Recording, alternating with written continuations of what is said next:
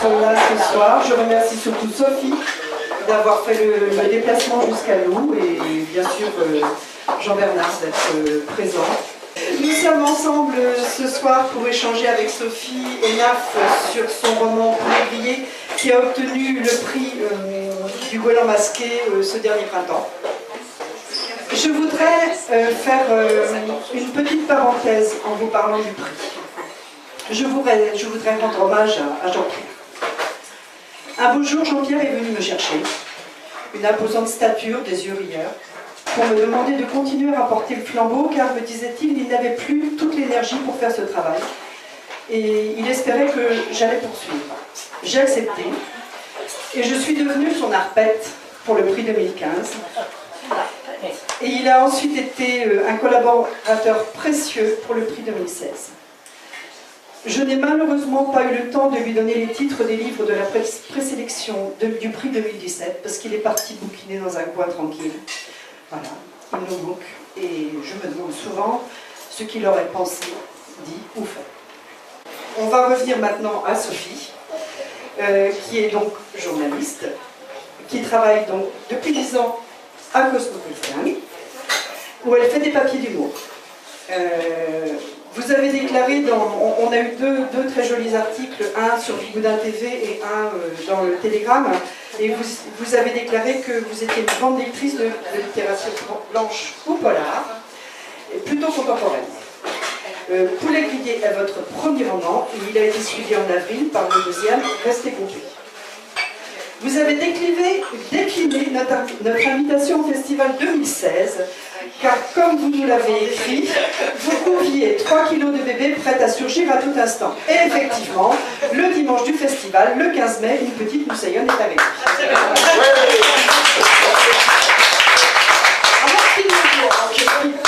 Donc nous avons très vite convenu d'une rencontre à l'automne, et vous voilà. Je laisse la parole à Jean-Bernard maintenant pour animer. Bon alors, d'abord on va évacuer les questions gênantes. Vous avez tous remarqué que le patronyme de ce nouvel auteur a quelque chose de local. Donc, beaucoup de paroles ont été dites là-dessus. Beaucoup de gens sont plongés dans des conjectures étranges. Donc, il est temps de faire la vérité et de savoir combien elle touche par boîte de pâté.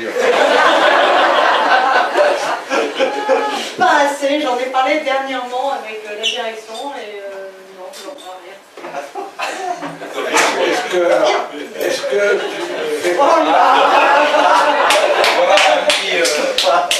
Ah, c'est une édition spéciale, magnifique. C'est vrai, c'est tellement commun un Oscar. Ah bah, c'est beaucoup mieux, c'est beaucoup mieux. Ah, c'est super joli. Alors, sur la boîte de pâté, il y a le nom de Sophie. C'est pas marqué pâté, c'est marqué Et pas que là, Sophie. et là aussi. Ça c'est original et ça c'est formidable. Ah bah, franchement, c'est plus décoratif qu'un César, non? Franchement. non, est-ce qu'il y a vraiment un rapport entre le pâté et toi? Enfin, entre la famille et neuf? Alors, d'après ma grand-mère, mais bon, c'est d'après ma grand-mère, mon arrière-grand-père, non, l'arrière-grand-père de ma grand-mère, donc ça doit mener encore plus loin, non, mon arrière-grand-père, pardon, on s'en fout en plus, était le frère du fondateur des pâtés. Voilà. Mon arrière-grand-père fait partie dans les conserveries de légumes et son frère dans les conserveries de pâtés. Parce que nous avons cherché longtemps une raison du talent. Et maintenant ce soir, nous avons une certaine confirmation. Bon, maintenant que les sujets à la con sont évacués, on va pouvoir parler sérieusement. Alors, étant donné que je suis passé par là, moi, d'abord, je voudrais dire que j'ai extrêmement de mal à présenter et servir la soupe à des concurrents. Des concurrents, d'abord je pensais que c'était des concurrents éventuels. Mais maintenant avec l'âge, la fatigue et puis la retraite, tout ça, maintenant on ne sont plus des concurrents. Ce sont des amis. Enfin, pourquoi en policier plutôt? Alors, pour différentes raisons. La première, c'est que j'en lis beaucoup, j'en ai beaucoup lu. Et la seconde raison, peut-être la moins noble, mais peut-être la plus juste, c'est que le roman policier offre des contraintes au départ. Donc pour un premier roman, ça donne des clous. Et ça donne aussi l'obligation de réellement raconter une histoire avec un souci de minimum de suspense et d'efficacité, avec un début, un milieu, une fin, et de ne pas se regarder le nombril. Dans un policier, on parle d'autre chose, à moins d'être... mais en général, on ne parle pas trop de soi. Et donc je voulais ça. Une contrainte pour aller chercher des personnages, chercher une histoire qui ne soit pas la répétition d'un parisianisme quelconque. Oui. Ce qui était un peu paradoxal, c'est qu'en même temps, ça se passait donc dans un commissariat avec ses rites, ses obligations, ses rencontres, le chef maudit, le truc chiant. Et petit à petit, ça dérive parce que les personnages dérivent. Sophie, elle, a des personnages qui sont absolument loin de la tradition et qui sont très marrants, quoi. Très dangereux. Hein. Moi, jamais j'irai les voir. Alors mes personnages, il y a effectivement la commissaire, comme elle est devenue commissaire, on voit un peu plus dans le second, plus que dans le premier. Dans le premier, ça reste... mais c'était pas c'était une vocation au départ, mais c'était une vocation d'adolescente, en fait, jeune femme qui avait lu beaucoup de livres policiers, de séries policières et qui fantasmait un petit peu le métier et qui s'était pas rendu compte que c'était quand même un métier où on envoyait quelques durs et qu'elle n'aurait pas nécessairement les épaules pour l'affronter et que malgré toute sa compétence, sa capacité à tirer, etc., elle n'avait pas la carrure pour faire ce métier. Donc comme elle est quand même malgré tout plutôt intelligente et elle a gravi des échelons, et voilà, après elle s'est fracassée et elle se retrouve donc dans cette brigade placard où ce qu'elle a de particulier par rapport éventuellement aux autres policiers qu'on voit dans la série, c'est qu'elle est plutôt solaire, effectivement elle n'est pas déprimée du tout comme fille. Et plutôt bienveillante avec les gens qu'elle croise, même s'ils sont des crétins finis, ça ne la gêne absolument pas. Ce qui va lui permettre de gérer son équipe qui est constituée donc que de cas évincés de la police ordinaire. Mais c'est vrai que ça c'est un peu problème. Parce qu'en fait, on n'y croit pas 5 minutes à ton histoire, et en même temps, on y croit énormément. C'est lié au caractère des personnages et bien sûr à la qualité du... Je rappelle donc un petit moment des débats, quelqu'un a dit c'est improbable mais jubilatoire. Voilà, c'est ça. Et c'est exactement ça. Est-ce que c'était voulu? Enfin, est-ce que c'était Alors, c'est pas... recherché? Non, pas du tout. Enfin, moi, dans mon idée, je voulais juste faire une équipe de gens touchants et bras cassés, et rigolos et improbables. Enfin, voilà. Donc j'ai réfléchi à tous les cas quand même qui pourraient sincèrement évincer quelqu'un de la police sans que ce soit l'alcoolisme, la dépression, la brutalité. La conique frénétique. Mais franchement, je ne me suis pas du tout souciée de réalisme dans la construction de la brigade. Je l'ai faite. Après, une fois que j'ai fait le bouquin, j'ai essayé d'atteindre un certain réalisme je sais pas, dans le personnage, quand même qu'on y croit, qu'on puisse être en empathie avec, qu'on s'y intéresse, parce que si c'est que déjanté, on ne s'y intéresse pas. Donc j'ai essayé de les rendre humains. Mais je me suis dit, le premier flic qui dit ça, je vais me prendre le livre en travers de la tronche et ça va très très mal passer. Et en fait, les flics qui ont lu ça m'ont tous dit, dans chaque région, ah ça existe. Ça doit être... Non mais cette brigade existe. C'est-à-dire ils ont réellement créé des brigades à différents endroits de flics qui ne voulaient plus faire bosser. Quand j'ai lu le roman de Sophie, je me suis dit, bon, je dénote quand même une certaine haine de la police dans ce roman, parce que justement, ils vont enquêter sur plein de choses et à la fin, le coupable. C'est un gradé. C'est un flic, oui. Tu fais le nettoyage par l'intérieur, mais ça, on le sent. On le sent, il n'y a pas d'éléments liés à la structure ou liés au récit qui apportent ça, mais on le sent parce que tu te fous trop de leur gueule avant pour qu'il n'y en ait pas qui morflent. C'est pas possible autrement. Non, une haine de la police, non, c'est... Oui, si tu dis ça, c'est très bien vu ici avant. mais ça ne serait pas tout à fait juste. En fait, c'est plus... j'ai un peu de mal avec l'autorité. Mais pas forcément avec la police. Mais avec l'autorité et la marque contrainte très fermée de l'application de l'autorité. Et puis avec la réflexion individuelle. Donc après... mais la haine de la police, non, ça serait aller trop loin, parce que quand même. Il y a plein de choses aussi dans ce texte qui m'ont intéressé, qui n'apparaissent pas forcément ailleurs. C'est, alors peut-être que, parce que tu travailles dans un journal féminin, c'est aussi un goût pour l'appartenance, le physique, les vêtements, un certain décorum, qui change avec tous les personnages d'ailleurs, et notamment, si je peux m'exprimer ainsi, tu habilles les hommes autant que les femmes, quoi. Oui, mais les vêtements c'est très révélateur de beaucoup de choses, donc ça situe tout de suite un personnage. Je trouve que... Il n'y a qu'à voir notre président. Non, mais l'attention aux vêtements, la non-attention aux vêtements, l'hyper-attention aux vêtements, tout ça c'est révélateur de quelque chose dans l'image qu'on veut donner. Donc que ce soit dans le négatif ou dans le positif, le vêtement, l'apparence, c'est un indicateur très puissant, je trouve. On saisit visuellement, il n'y a plus besoin de raconter des choses derrière, on saisit visuellement quand même déjà une partie de la personnalité de quelqu'un. C'est plutôt extraverti, introverti, attentif, précautionneux, au contraire négligent. Oui, mais justement, tout est révélateur. Que ce soit d'y accorder une importance démesurée, voire se perdre là-dedans, mais de ne pas du tout y accorder d'importance, c'est aussi révélateur d'une façon de considérer les choses et la vie. Bon, c'est une question un peu idiote, mais j'adore la poser, c'est est-ce que ça a été dur? Un premier roman, c'est ton premier? Oui, c'est mon premier. T'as jamais écrit un truc avec des chevaliers blancs? Non. J'ai écrit 10 pages d'un roman, j'ai eu du mal à continuer, on va comprendre pourquoi. C'était un roman de copains. On retrouve le thème des copains d'ailleurs dans tous les grillés.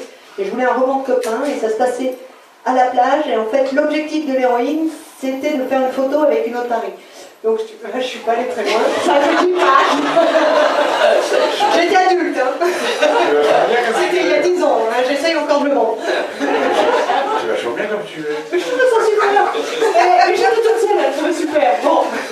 J'ai arrêté. Mais c'est mon avec Jamie Gorneau. Non, c'était sérieux. Vraiment, elle poursuivait l'objectif. Ouais, j'ai tenu 10 pages. Bon, est-ce que c'est... attends, comme c'était pas le premier, c'est ma question qu'on va faire, parce que... Bah si, c'est le premier. Est-ce qu'on se rend compte qu'on écrit un premier roman ou non? En tout cas, comme c'était tellement mon objectif que oui, je m'en rendais compte, et puis j'en ai tellement bavé pour trouver l'écriture, justement, parce que l'écriture journalistique, en fait, c'est pas du tout... Enfin, ça aide évidemment énormément, mais c'est quand même pas du tout la même. Dans Cosmo, c'est de la chronique, de l'humeur, donc c'est hyper sautillant. Et hyper sautillant sur 3 pages, c'est hyper sautillant et c'est sympa. Sur 10 pages, c'est épuisant, le lecteur n'en peut plus, c'est pas possible. Donc il a fallu trouver l'écriture. Et là, je me suis bien rendu compte que c'était un premier roman. Je n'avais ni l'écriture, ni les personnages, ni l'intrigue, ni la méthode, ni rien. Et j'en ai bavé. Vraiment. Mais t'avais un éditeur déjà? Non, j'avais rien. J'avais que mon enthousiasme et ma volonté et mon idée. J'avais l'idée de la brigade, l'envie de faire un bouquin et ouais, la vraie volonté. Donc c'est ça qui m'a porté, mais sinon j'avais rien d'autre. Alors ta procédé comment? C'est très important parce qu'il y a ici dans cette salle plusieurs personnes qui aimeraient remporter le prix du premier roman de Joël Masquet. Alors il faut dresser la patte à tous les bibliothécaires et les lecteurs. Ah oui. Non, mais ça peut être une question. T'en as rencontré des premiers Ah bah oui. qui sont devenus très célèbres après. Ah bah, toujours, bien sûr. Donc il faut penser à ça. D'ailleurs, le président, M. Diat, est en train d'écrire un roman sur nous attendons impatiemment de voir ce que ça va être. Oui, donc pour enchaîner avec la question qu'a posée Jean-Bernard Ploux, ce premier roman, vous l'avez porté longtemps. Combien de temps d'écriture? Alors l'écriture, c'est étalé sur 3 fois 2 mois en 3 ans, en gros. J'ai eu l'idée. 3 fois 2 mois. Ouais, j'ai eu l'idée, j'ai réfléchi dans ma tête et j'ai commencé à écrire. J'ai fait le premier jet en 2 mois. Pour moi, c'était le roman fini. J'étais très très contente. Je trouvais ça super. Et donc je l'ai donné à l'ami d'une amie qui était éditeur. On peut savoir quelle édition? Robert Laffont. Voilà, un super éditeur, Antoine Caro. Et il a lu le manuscrit. Il m'a dit oui mais non. Mais il m'a expliqué pourquoi. Et ça c'était hyper précieux parce que j'avais quand même un avis extérieur et hyper professionnel sur le manuscrit. Et ce qu'il m'a dit, il m'a pas fait 30 pages, hein, je l'ai eu 10 minutes au téléphone. Mais il m'a parlé des personnages qui n'étaient pas suffisamment attachants, auxquels on ne croyait pas assez. Donc, voilà. Que l'intrigue, pareil, on n'y croyait pas assez. Et il m'a demandé, oui, si j'avais fait des recherches sur la police. Enfin, il m'a posé 2-3 questions comme ça, et il m'a dit, mais quand même, vraiment, le ton, tout ça, il y a vraiment quelque chose, c'est pas banal, il faut continuer. Bon, donc j'avais quand même un peu des encouragements, et surtout j'avais des pistes pour continuer. Donc ça m'a vexé sur les personnages, donc j'ai beaucoup bossé. Et je me suis aperçue que j'écrivais trop court, trop serré. C'est-à-dire que l'histoire, c'est le squelette. C'est comme si on prend un corps humain, il y a le squelette et j'écris le squelette, les muscles, je mets un peu les cartilages, mais j'oubliais la peau, le gras, tout ça, et ça manquait de chaleur. En fait, il faisait 200 pages, mon premier manuscrit, et à la fin, il fait 320 pages. Donc j'ai rajouté tout ça. Et chez Albert Michel, je l'ai envoyé par la poste, cette nouvelle version. Et là,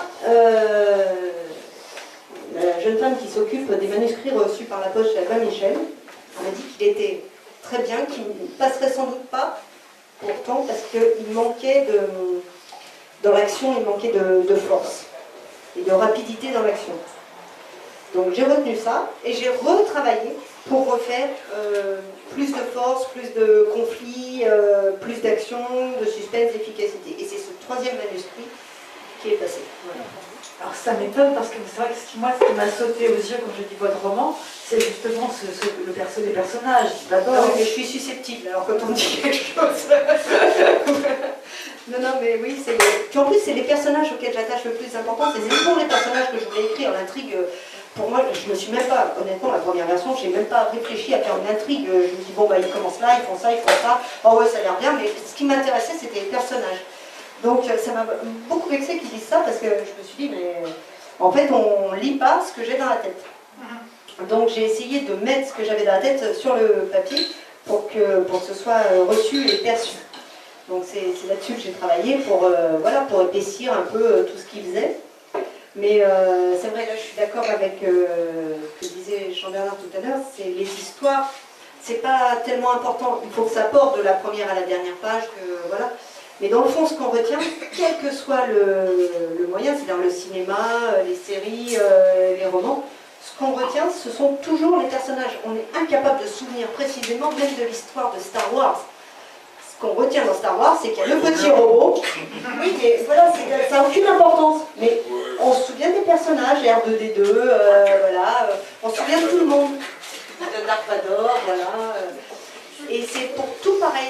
Et alors, est-ce qu'ils étaient tous là d'emblée, aussi bien donc Anne Cabestan, la chef, on va dire, Torres de Portepoisse, oui, ils étaient tous là. oui, tout le monde était là. Ouais. Avec déjà ses talents et ses travers. Oui, si je me souviens bien, oui, ceux que j'ai à la limite, que j'ai peut-être rajouté, j'arrive pas trop à m'en souvenir, c'est peut-être les 2 crétins, l'ingénieur informatique, voilà, le génie de l'informatique et le compte d'informatique, et le conducteur, son copain, l'automobiliste fou. Voilà, ces 2-là, je sais plus s'ils étaient dans la première version pour être honnête. Je ne saurais pas vous dire. Peut-être où est-ce qu'ils c'est simplement.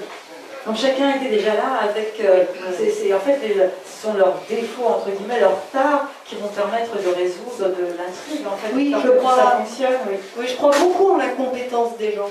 Je crois que plusieurs incompétences enthousiastes et réunies peuvent donner quelque chose qui vaut des études approfondies, à mon avis. Pour l'enthousiasme, quand même. D'autres questions dans le public? Moi j'ai bien aimé le chien. Alors, ça... Monique aime dire j'ai bien aimé le chien. Oui, j'ai entendu. Alors, personnellement, j'adore les chiens. Et voilà, je me suis dit, oh, moi je vais mettre un chien, parce que bon, ouais, j'aime bien le chien, donc j'ai mis un chien. Et j'ai remarqué que je me suis vraiment fatiguée, beaucoup fatiguée à créer tous les autres personnages. Et que dans 98% des cas, on me dit qu'on a aimé le chien. Je me suis dit, là il y a quelque chose. Alors dans le second prévient, j'ai mis un rat. Non, les rats, mais c'est pas grave. Non, Mais moi j'adore le chien. Mais le rat, Le rat il est bien aussi, il est sympa. Mais d'Artagnan, il est. Dans le prochain bouquin, mais un lombric. Oui, je vais tenter. Mais c'est moins attachant le lombric. Non, si. Oui, mais plus personne te fera la remarque. Non, mais comme quoi, j'adore les chiens, moi aussi. Et j'aime d'où vient la connaissance particulière des engins de nettoyage de la ville de Paris. Alors, faut pas rigoler, mais j'ai fait des recherches quand même. Je voulais pas raconter n'importe quoi. Et d'ailleurs, si un jour je tombe sur un puriste, alors sachez que c'est vrai, on peut acheter sur le site internet, je sais pas si je le cite dans le bouquin, mais il y a un site internet sur lequel on peut réellement acheter une nettoyeuse si on a une petite passion. On peut acheter les motocrottes. Donc c'est ce que fait l'héroïne dans le bouquin, mais c'est réalisable. Et si un puriste, le modèle que je décris dans le livre est plutôt la fusion de deux modèles que j'avais remarqué. Il n'existe pas en tant que tel, normalement, c'est pas grave. Voilà. Enfin, tout ça pour des gens qui n'ont pas lu le livre, je vous encourage à l'acheter parce que c'est un passage hilarant. D'ailleurs, au festival, les comédiens du Charlie de Stwick ont lu ce passage pour me faire plaisir. Merci. Et c'est Julia, vraiment. D'ailleurs, je vais peut-être le relire tout à l'heure, même pour me faire. Oui, c'est quand même le problème, elle n'est pas facile à faciliter. Le problème avec les romans qui ont quand même une tendance, même légère, même éloignée, à l'humour, grinçant ou pas, ces romans-là doivent trouver quelque chose qui est de l'ordre de la stylistique pour faire passer. Je rappellerai simplement Sant'Onio, par exemple, que bon, les gens aiment ou n'aiment pas, c'est pas le problème, mais les fanatiques de Sant'Onio lisaient Sant'Onio en se foutant complètement de l'histoire, qui généralement n'a pas un grand intérêt, uniquement pour repérer les trouvailles stylistiques, linguistiques, et ce type de Frédéric Dard. Donc là, on pouvait avoir des gens qui adoraient lire des romans en se moquant complètement de ce que ça pouvait raconter. C'est simplement pour la joie du texte. Alors c'est vrai que les romans à tendance humoristique, des fois ils ne le font pas exprès, les auteurs. Je connais des romans où tout le monde rigole alors que l'auteur était très sérieux. Donc quand même les romans à tendance moqueuse, disons, sont d'une certaine manière plus difficile à écrire que les autres parce qu'il faut que ça, ce pan-là du récit, soit particulièrement réussi. Si on loupe ça, étant donné que l'histoire derrière est moins importante, moins prégnante, il ne reste plus rien. Quoi. Donc c'est une gageure, on dit le beurre ou le beurre en Bretagne du moins. C'est une gageure de se lancer dans un roman où il y a un double ton, une double face, ce qui est toujours très difficile à faire. Donc bravo. Merci. Et est-ce que le deuxième est aussi bon? Moi je le trouve limite Je n'ai meilleur. pas lu. J'avais une question justement là-dessus. C'est vrai qu'à la lecture du premier, on s'attache très vite aux personnages. On a envie de les retrouver. Est-ce que vous aviez déjà l'idée d'une suite? Quand on lit le premier, on se demande s'il y aura une suite. Est-ce que voilà, c'était... Alors en fait, pour le premier, j'étais vraiment concentrée sur le fait de réussir à aller au bout. Donc, bon, c'est pas nécessairement une suite, mais honnêtement, arrivé à la moitié, la fin du bouquin, je me disais, laisse-toi, je pouvais pas m'en empêcher, je disais, oh, laisse un peu de flou sur ce personnage, parce que voilà, on pourra en faire ça après, laisse un peu de flou sur celui-là, on sait jamais, voilà, laisse-toi de la place pour un second. Et en fait, à peine fini le premier, j'avais déjà envie de faire le second, et en plus, honnêtement, quand j'ai signé chez Albin Michel, ils m'ont demandé si j'en avais un second, et de me donner le synopsis, et en l'occurrence, j'avais déjà une idée, et donc j'ai fait le synopsis et j'ai écrit très vite derrière. Sophie, est-ce qu'on retrouve les mêmes personnages dans le deuxième roman? Oui. Ils sont encore plus... Ils sont plus nombreux aussi. Oui. Plus En caractérisés fait, aussi. sont les mêmes un mois plus tard. Ça peut se dire indépendamment, mais c'est les mêmes un mois plus tard. Il y en a qui sont beaucoup plus traités. Comme je disais, il y avait des personnages sur lesquels je m'étais laissé un peu de la marche. C'était notamment la commissaire Annie Capestan, qui est finalement celle que je développe le moins. C'est le personnage principal, mais c'est celui que je développe le moins dans le bouquin.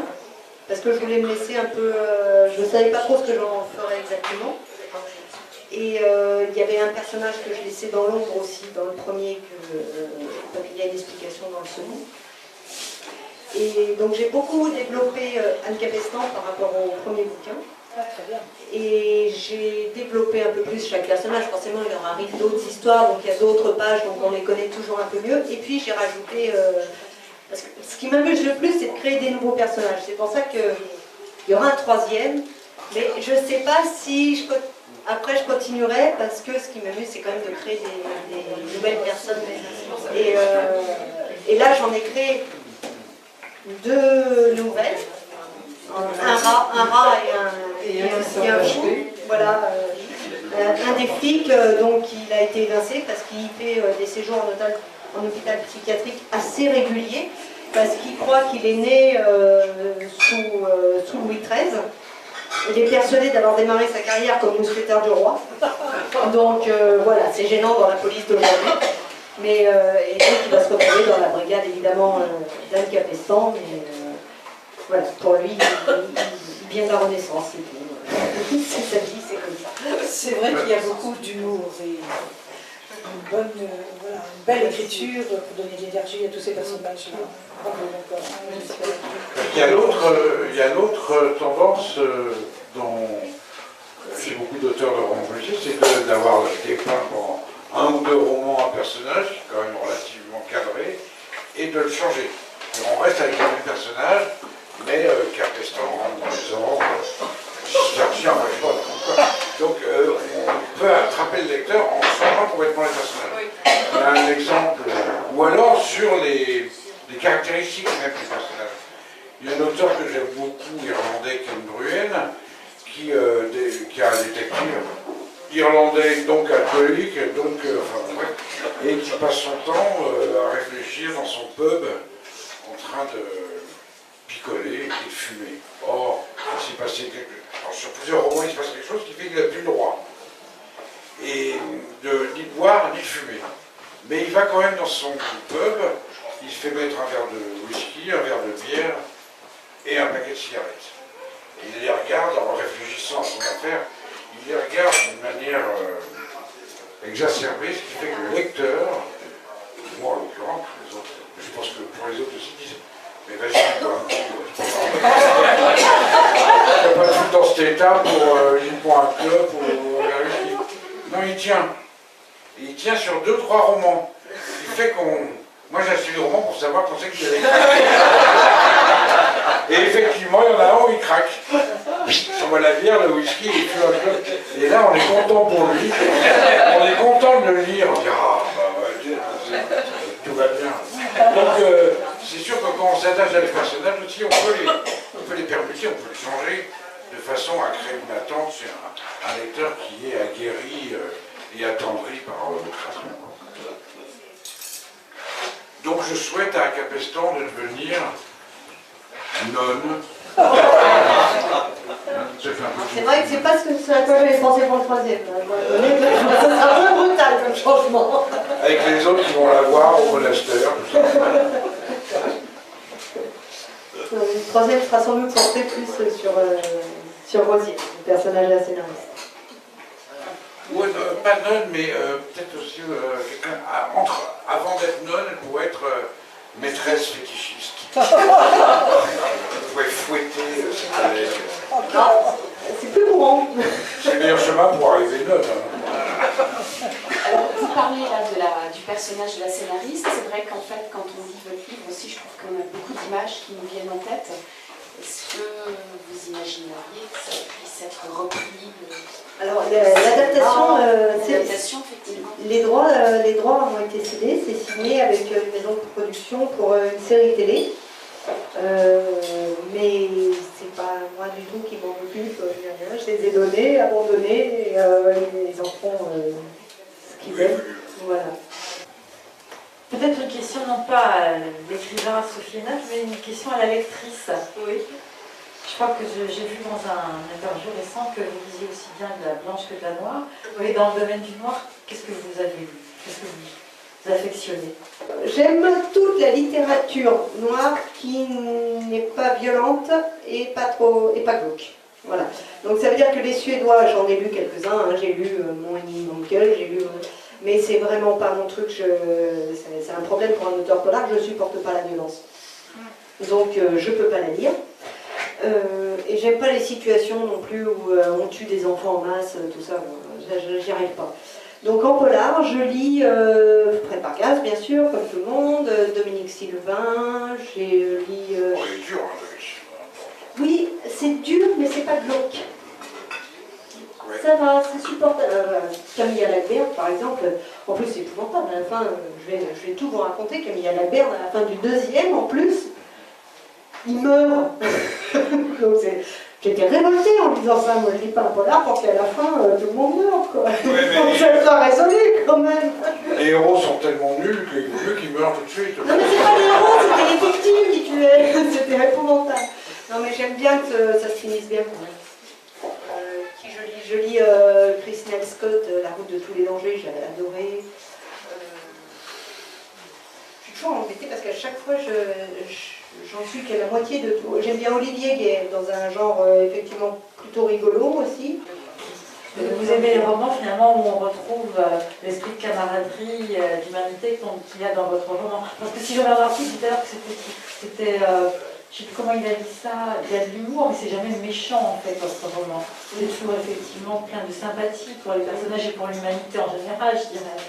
Oui, bah, ça correspond à comme je vois les gens en général, en tout cas ceux dont j'ai envie de parler. C'est-à-dire si j'ai envie de passer, on passe beaucoup de temps à écrire quand même, donc ce temps-là j'ai envie de le passer avec des gens que j'aime bien et plutôt en bienveillance. Je pense que les travers humains, alors à la fois j'aime les travers humains, c'est ceux dont je parle dans le film, mais les travers sadiques. Comme une travers de quoi, voilà. Les travers sadiques ne donnent pas tellement envie d'écrire. J'ai pas tellement envie de parler de ça, je préfère parler d'autre chose. Vous n'avez pas envie d'écrire pour vous torturer ou poser des questions qui vous en poseraient. Oui, ce que j'ai jamais remarqué, c'était que c'était de l'humour. En fait, ce n'était pas moqueur. Je trouve que c'est un des traits effectivement frappants de votre roman. C'est jamais moqueur ni méchant. Et c'est toujours extrêmement plaisant à lire, ce qui n'est pas une question, mais un compliment. C'est gentil, merci. C'est un peu ce qui est recherché, en fait, d'une certaine façon. Une question peut-être plus personnelle, je ne sais pas si c'est possible d'y répondre, je la pose quand même, peut-être même que c'est une question un peu stupide. Vous aviez envie d'écrire depuis longtemps, quand vous étiez petite, vous rêviez d'être écrivain. Comment c'est votre rapport à l'écriture en tant que... Un jour je prends la plume. Oui, alors en fait quand j'étais petite je lisais beaucoup. Dès que j'ai commencé à apprendre à lire, je lisais tellement que vraiment tout ce qui me passait sous la main. Et une fois, ma mère m'avait ramené un paquet de bouquins, donc je l'ai dit, il y avait dedans le général Dworkin de la comtesse de Ségur. Il y avait un défaut dans le bouquin, il n'y avait qu'une page sur deux d'imprimé, je l'ai lu quand même. Donc vraiment, c'était... Donc à partir de là, on développe quand même un certain goût pour le roman, l'envie vient un peu d'être de l'autre côté, et puis... C'est une histoire toute con, mais à 11 ans, j'ai écrit ma première rédaction. En arrivant en 6e, le prof de français nous demande de faire une rédaction. Donc je fais ma rédaction, et il y avait... Une page sur deux. Non, j'ai fait les 2 pages. Enfin, les 3 pages, elle devait faire 3 pages. Et le prof l'a lu devant la classe, et les gens se sont marrés. et, enfin les gens, les élèves, pardon, les enfants se sont marrés. Et là, je me suis dit, oh putain, c'est super, je veux faire ça. Voilà. D'accord. Et c'est resté effectivement dans un coin jusqu'à très tardivement, puisque mon premier roman est quand même assez récent. J'ai d'abord écrit du cours parce que j'étais feignante et que je ne voulais pas arriver jusqu'au bout des 300 pages. Voilà. Et c'est venu par hasard que ce soit à ce moment-là que vous êtes lancé, ou est-ce qu'il y a quelque chose qui vous a donné une impulsion? L'impulsion, c'est que ça faisait longtemps que je me disais qu'il fallait que je le fasse et que je ne le fasse pas. Et donc, au bout d'un moment, on se dit, bon, ben, jusqu'à quand je repousse voilà. Donc, j'avais essayé cette histoire de plage et d'otarie. Donc, Il y a combien de temps? je sais pas, il y a 7-8 ans, à peu près. Et puis, bon, je sentais bien que c'était pas mon sujet. J'étais prête à avancer dans un roman, mais que bon, je n'irais pas loin avec ça. Et en fait, c'est l'idée, quand j'ai eu l'idée de la brigade, l'idée des poulets grillés, où là je me suis dit vraiment il fallait que je me lance parce que c'était exactement l'idée dont j'avais envie pour démarrer. Voilà, c'était exactement ça que je voulais écrire. Donc il n'y avait plus qu'à, et si je le faisais pas, c'était que bon bah voilà. C'était tant pis pour moi. Le titre, c'est quelque chose. Vous osez mettre poulet grillé pour un titre. Alors le titre, je l'adore, mais alors, il n'est pas de moi. Et ça, c'est un des trucs, pourtant dans la presse à Cosmo, c'est plutôt mon truc de trouver les titres, les éditos, les machins et tout. Et pour le bouquin, sur 3 ans, je n'ai pas réussi à trouver un titre qui me plaise. Et donc j'en avais marre de ça. Et j'ai un frère avec qui je m'entends très très bien, avec qui on raconte plein de blagues, on s'entend bien. Et j'avais raconté un peu sur l'histoire du bouquin. Et un jour, il vient me chercher à la gare. Et dans la voiture, je voyais, il était tout content de lui, devant. Je regarde, évidemment, il fait, je crois que j'ai ton titre. Alors, je fais, ah bon? Il fait, ouais, poulet grillé. Et donc, je ne dis rien. Le trajet, alors, il n'y avait même pas 3 minutes de trajet. Au bout de 3 minutes de trajet, je fais, ouais, t'as raison, c'est le titre. Voilà. Ça effacait tous les titres que j'avais trouvés qui étaient voilà. J'étais très contente. Oui. Sur le sujet, c'est un super titre. Oui, je trouvais que c'était exactement ce qu'il fallait pour l'histoire du bouquin. C'était vraiment ça.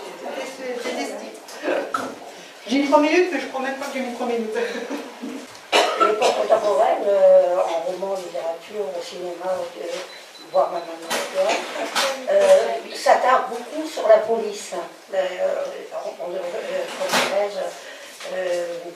Je ne sais pas comment, si c'est la période qu'on vit ou le rythme que, oui, à la fois le contexte dans la vie de tous les jours et peut-être aussi le rythme.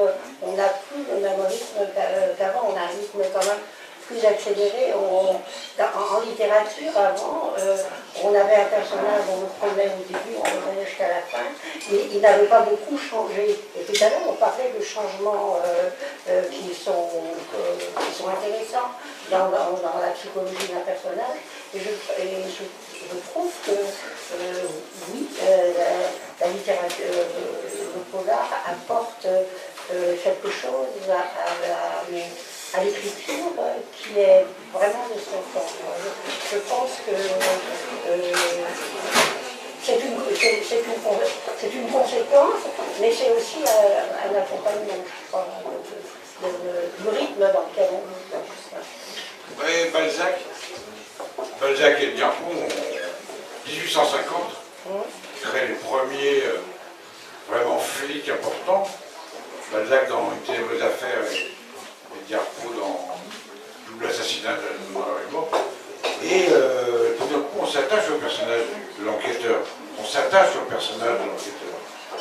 Alors qu'avant, les enquêteurs existent, mais pas extrêmement peu. Et on s'attache tellement à ces personnages que petit à petit, dans la littérature, au moins la littérature populaire, ils deviennent récurrents. Et ils ne deviennent pas récurrents parce que chaque fois la police gagne, ce que moi personnellement je déplore amèrement, mais c'est parce que ce sont des personnages effectivement qui ressemblent à la structure du roman. Une enquête, c'est ça. Une enquête, c'est il y a un début, il y a un milieu, et puis on espère qu'il y aura une fin. Comme tout récit. le récit constitué d'une manière classique. Donc il y a un parallèle entre le personnage de l'enquêteur et le principe romanesque qui fait que ces personnages ont collé assez vite, tout de suite. Alors que si on prend, je sais pas, l'Odyssée, ça part dans tous les sens, un peu n'importe comment. Là, c'était à partir des débuts du XIXe siècle, enfin, le milieu du XIXe, les récits commencent à coller vraiment au principe d'une enquête, c'est-à-dire il y a vraiment, comme tu disais, un début, un milieu, une fin. Et si les personnages sont suffisamment fouillés et intéressants, à ce moment-là, il y a une pérennité et les personnages deviennent récurrents. Mais ça n'existe pas beaucoup avant. Et c'est vrai que c'est un peu une découverte de la littérature française d'un côté et de la littérature anglo-saxonne de l'autre. Il y avait des récits qui développaient ça, mais qui étaient extrêmement décousus et généralement au profit d'une idée. De l'assassinat de Quincy, considéré comme les beaux-arts, au début l'idée, mais pas forcément ceux d'un type qui bosse, pour qui il bosse, hein, bon, c'est vrai, après le personnage du flic qui devient extrêmement complexe parce qu'il travaille au profit, en général, au profit d'un pouvoir, d'une idéologie.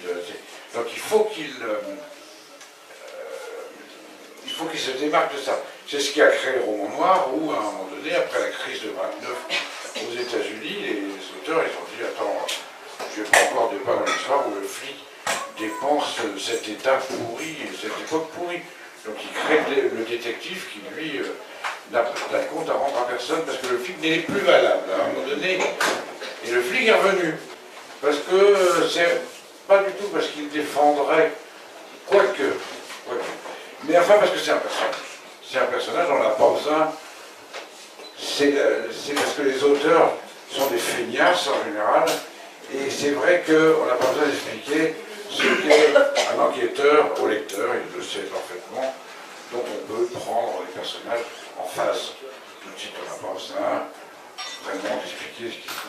C'est pour ça que moi je ne veux pas parler de flics. D'abord parce qu'on ne sait jamais. Il y a eu une époque où c'était les banquiers, les gens de la finance qui animaient tous les... Non mais c'est très difficile parce que quand même un policier il représente la loi et l'état dans lequel vous vivez. Alors vous êtes obligé quand même d'avoir des avis là-dessus. C'est pas un personnage qui est qui se balade dans les terres. C'est pas un personnage qui est très lourd de sens et de faux sens et de contresens. Donc il faut savoir les manier. Alors dans les romans humoristiques c'est un peu différent parce que bon, on joue avec... c'est comme la comédia dell'arte un peu. C'est-à-dire que moi je pense que le roman de Sophie c'est vraiment un roman 17e vénitien.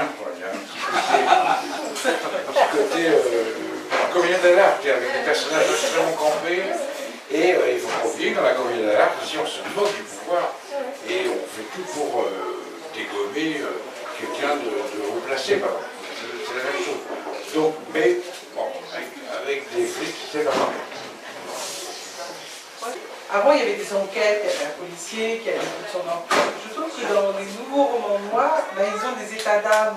C'est pas forcément l'enquête le plus important, mais eux se posent des questions par rapport à ce qui se passe, aux victimes, à la politique, ce qui est autour d'eux. Ça a beaucoup changé dans le roman noir. Parce que bon, pas tout le monde a en tête Maigret. Quand Maigret, on sait qu'il a une femme, mais bon, on s'en fout un peu d'ailleurs. Oui, Marie-Louise, elle était très importante. C'est elle qui fait le bureau tombe. Bah, oui, mais Maigret, il reste Maigret tout du long, tandis que, moi j'en dis pas beaucoup, des polars, mais comment dire, dans les personnages de policiers que j'ai rencontrés, on voit l'évolution du personnage parallèlement au métier qu'il pratique et la modification de sa personnalité au fur et à mesure qu'il vit sa vie de flic. C'est quelque chose qui est assez quand même assez bon. Oui, mais il ne faut pas confondre roman policier et roman noir. Hein. Bien que de temps en temps, des romans policiers soient des romans noirs, et vice versa, quelqu'un comme Héroï, par exemple, il met tout. Il met le roman noir,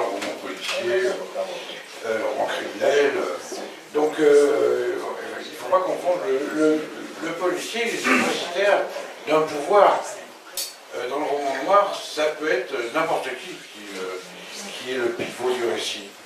Et ça peut être un personnage de la vie civile, il n'a pas forcément des comptes à régler avec la loi, la morale ou autre. Et puis surtout, comme il n'est pas policier, il n'a pas de compte à rendre.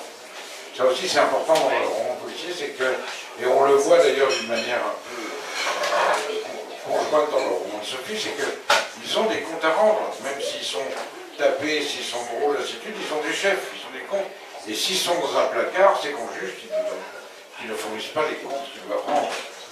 Donc c'est là-dessus qu'il faut jouer, ce qui est très difficile, vraiment. Je crois qu'on a plus, il y a plus d'attention portée au personnage parce que je pense que l'exigence des lecteurs a changé, comme on voit beaucoup de trucs policiers, en fait on s'intéresse de plus en plus aux personnages et donc il faut qu'ils changent, qu'ils deviennent quelqu'un véritablement. Et c'est l'histoire qui est devenue moins importante aujourd'hui, effectivement, dans le roman noir. Il faut que les personnages soient développés parce que c'est ce qui porte.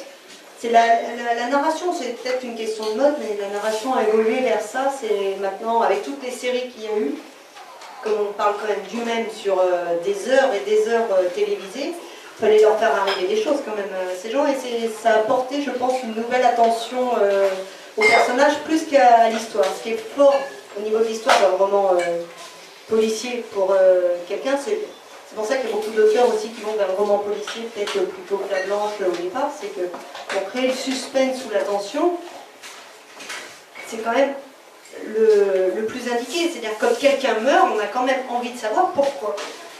Surtout parce qu'il y a de mort violente, on veut savoir pourquoi, donc tout de suite ça va tout seul après derrière, ça accroche tout seul. Et on peut développer ces personnages autour juste de ça, il y a quelqu'un qui est mort, pourquoi. Et puis on a envie de coincer le coupable, on veut savoir pourquoi et qui, et si ça va être réparé ou pas. Ouais. On va s'arrêter là? Je vois que vos verres sont vides. Pile poil, nickel. En tous les cas... Faut pas que je finisse le pâté avant qu'on parte quand même. Merci beaucoup à tous les deux. C'est moi qui vous remercie. Je vous enjoins à participer toutes et tous à la présélection pour le prix 2017. C'est dans les bibliothèques. Vous vous y rendez, vous lisez les ouvrages, vous remplissez les fiches de lecture et fin novembre, je passerai faire la récolte et nous aurons les 6 participants pour le prix 2017, donc début décembre. Voilà. Donc allez-y, allez dans les bibliothèques. Merci beaucoup.